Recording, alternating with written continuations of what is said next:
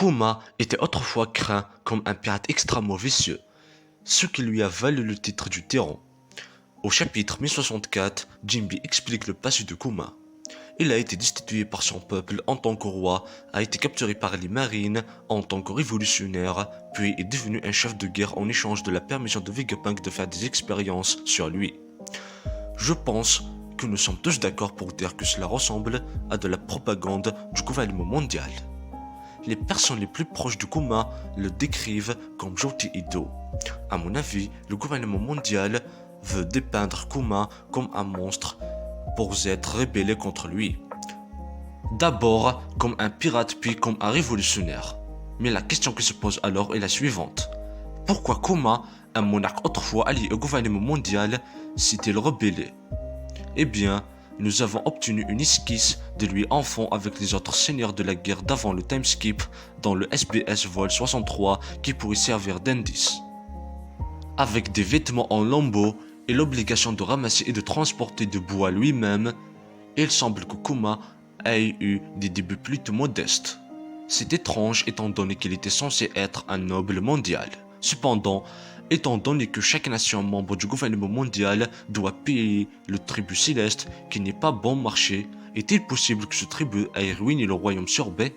Si c'est le cas, est-ce que ça pourrait être la raison pour laquelle Kuma a eu recours à la piraterie comme moyen de subvenir aux besoins de son pays appauvri? Si la vraie nature de Kuma est d'être gentil et doux, je peux imaginer que la piraterie n'était pas trop à son goût. C'est peut-être ce qui l'a conduit à l'armée révolutionnaire. Pourquoi voler les autres pour se nourrir et nourrir son peuple s'il peut faire quelque chose qui pourrait aider le monde entier? Le gouvernement mondial ne fait pas vraiment de faveur à quiconque, sauf à ceux qui sont au sommet. Malheureusement, Kuma a été arrêté et est devenu l'une des expériences de Vegapunk. Mais comme il est plus ou moins confirmé que Vegapunk fait également partie de l'armée révolutionnaire, cela aurait pu être sa façon de sauver Kuma d'une exécution immédiate. D'après la façon dont Vegapunk parle à la fin du chapitre 1064, on dirait presque qu'il s'est résigné à mourir bientôt. Bien qu'un peu mélancolique, il a probablement envisagé sa propre mort depuis qu'il a commencé à faire des expériences sur Kuma, qui je crois était un bon ami à lui. Et comme Kuma, je pense que Vegapunk livre son dernier souhait à un bon ami de confiance juste avant de mourir. Maintenant, si j'étais Vegapunk, j'aurais fait savoir à l'avance à Dragon le secret pour contrôler toute ma technologie. Ou un secret quelconque qui donnerait à l'armée révolutionnaire un avantage compétitif contre le gouvernement mondial. Donc, ce dernier appel à Dragon est le signal. Et Vegapunk prêt à mourir, donc l'armée révolutionnaire devrait intensifier ses efforts très bientôt. Plus qu'ils ne l'ont déjà fait. Peut-être en dévoilant une technologie que le gouvernement mondial n'avait aucune idée qu'elle développait. Comme beaucoup d'autres, je spécule que le gouvernement mondial, IM plus précisément, contrôle l'arme ancienne Uranus. Mais quand Vegapunk est l'homme à l'esprit situé dans centaines d'années dans le futur, j'imagine qu'il a développé sa propre super arme. Quelque chose qu'il a confié à Dragon, et maintenant qu'il a mentionné qu'il allait bientôt mourir, il a donné le feu vert à Dragon pour la libérer.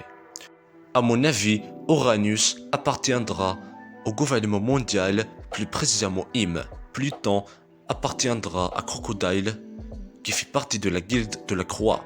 Poséidon appartiendra à Barbe Noire. Si les trois armes anciennes tombent toutes dans de mauvaises mains, l'arme révolutionnaire est foutue. Mais si Vegapunk leur laisse une partie de sa technologie futuriste, ils auront peut-être une chance. Malheureusement, je ne peux qu'imaginer que cette super arme futuriste que les révolutionnaires recevront sera soit une bombe nucléaire, soit un méca-robot géant. Ou peut-être un méca-robot géant armé de missiles nucléaires. Si c'est le cas, comment les révolutionnaires ont-ils pu le cacher? Mais comme nous voyons déjà des robots géants sur l'île d'Egghead, il ne s'agit probablement pas de cela. Peut-être que c'est quelque chose de petit mais dangereux, quelque chose comme le petit pistolet à grillon de Men in Black. Quoi qu'il en soit, je suis sûr qu'Oda nous en mettra plein la vue. J'espère que cette vidéo vous a plu. Si c'est le cas, n'oubliez pas de vous abonner à la chaîne et d'activer la cloche de notification et de partager et liker la vidéo. Et à bientôt pour une toute nouvelle vidéo. Ciao.